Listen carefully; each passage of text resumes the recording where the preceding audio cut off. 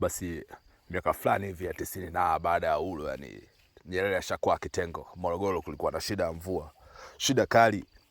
Wazee wakakusanyika pale nini, wakamwalika Mwalimu Nyerere. Mwalimu Nyerere akaenda na huyu konki mmoja ambaye nitamtaja baadaye.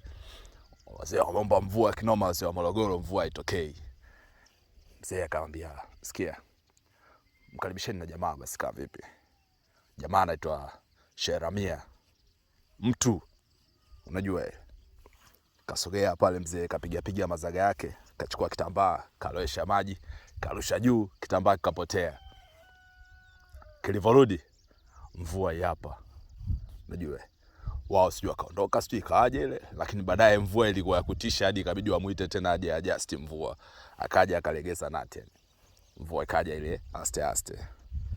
Bongo mafundi, so mambo ya kupoteza gharama kuleta sijui cloud seeding nini mara mnaharibu hali ya hewa, mafuriko kibao, yani makablasha na mbongo tu mwenyewe anatosha. Cloud seeding babake wanafanya cloud seeding hapa, mawingu yanaenda zake wapi? Dar es Salaam. Dar es Salaam pale hali yake ya ardhi haiko kama Morogoro, kusema labda yatazuia mafuriko kwa aina fulani na vitu kama hivyo. Unakuta tu nyumba zote ziko kwenye maji. Si ndio ufala uliotokea huko majuu?